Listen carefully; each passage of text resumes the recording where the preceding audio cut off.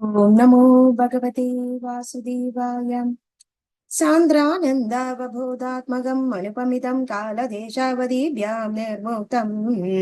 നിത്യമുക്തം നിഗമശതസഹസ്രേണ നിർഭാസ്യമാനം അസ്പഷ്ടം ദൃഷ്ടമാത്രേ പുനഃ പുരുഷാർത്ഥാത്മകം ബ്രഹ്മതത്വം തത്താവദ്ഭാതി സാക്ഷാത് ഗുരുപവനപുരേ ഹന്തഭാഗ്യം ജനാനാം. നമ്രാണാം സന്നിധത്തെ സതതമഭി പുരൈസൈരനഭ്യർത്ഥിതാനഭി അർത്ഥാൻ കാമാനജസ്രം വിതരസി പരമാനന്ദ സാന്ദ്രാം ഗതിം ച ഇത്തം നിശേഷലഭ്യോ നിരവധി കഫല പാരിജാതോ ഹരേ ത്വം ക്ഷുദ്രം തം ശക്രവാടി ദ്രുമമഭിലഷതി വ്യർത്ഥം അർത്തിവ്രജോയം സൂര്യസ്പർദ്ധി കിരീടമൂർധതിലഗത് പ്രോദ്ഭാസി ഫാലാന്തരം കാരുണ്യാകുലനേത്രമാദ്രകചിതോല്ലാസം സുനാസാപുടം ഗണ്ഡോദന്മകരാഭകുണ്ടലയുഗം കണ്ടോ ജ്വലത്കൗസ്തുഭം ത്വദ്രൂപം വനമാജകാരപടല ശ്രീവത്സദീ പ്രംഭജേ കേയൂരാംഗത കങ്കണോത്തമമഹാരജ്ഞാങ്കുലീയാംഗീത ശ്രീമദ്ബാഹുജ ദുഷ്കസംഗത ഗദാം ശങ്കാരി പങ്കേരുകാം കാഞ്ചിത് കാഞ്ചന കാഞ്ചിലാഞ്ചിതള സത്പീതാംബരാലംബിനീം ആലംബേ വിമലാംബുജദ്യുതിപദാം മൂർത്തിം തവാർത്തിച്ഛിദം പടന്തോ നാമാനി പ്രമദപരസിന്ധൗ നിപതിതാഃ സ്മരന്തോ രൂപം തേ വരദ കഥയന്തോ ഗുണഗദാകാം ചരന്തോ യേ ഭക്താ ത്വയി ഖലു രമന്തേ പരമമുൻ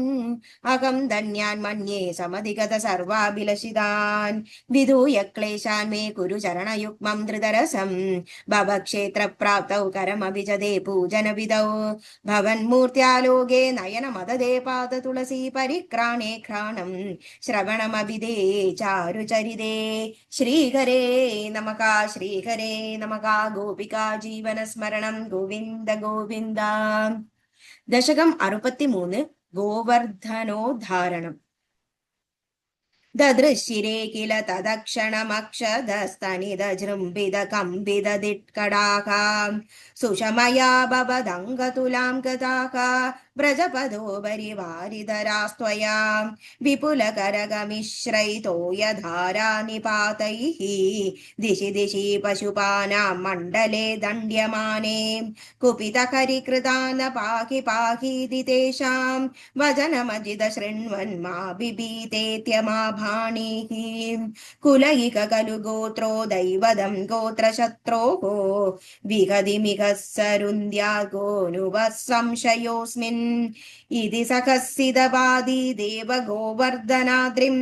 ത്വരിതമുദമുമൂലോ മൂലദോ ബാലദോർഭ്യാം തദനു ഗിരിവരസ്യ പ്രോധൃതസ്യാസ്യ താവത് സികതി കില മൃദുദേശേ ദൂരതോ വാരിതാപേ പരികര പരിമിശ്രാന്തേനു ഗോപാനദസ്താത് ഉപനിദദദദത്താ ഹസ്തപത്മേന ശൈലം ഭവതി വൃദദ ശൈലേ ബാലികാഭിർവയസ്യൈഃ അപി വിഹിത വിലാസം കേലിലാപാദിലോലേ സവിതമിളിതദേനു ഏകഹസ്തേന കന്ദൂയതി സതി പശുപാല തോഷമൈഷന്ത സർവേ അതിമഹാൻ ഗിരീരേശ തൂ വാമകേ കരസരോരുഹിതം ധരദേ ചിരം കിമിദമദ്ഭുതമദ്രിബലം വിധി ത്വദവലോകിഭിരാഗതി ഗോപകൈഃ അഹകദാഷ്ട്യമമുഷ്യ വടോർഗിരിം വ്യദിത ബാഹുരസാവരോപയേത്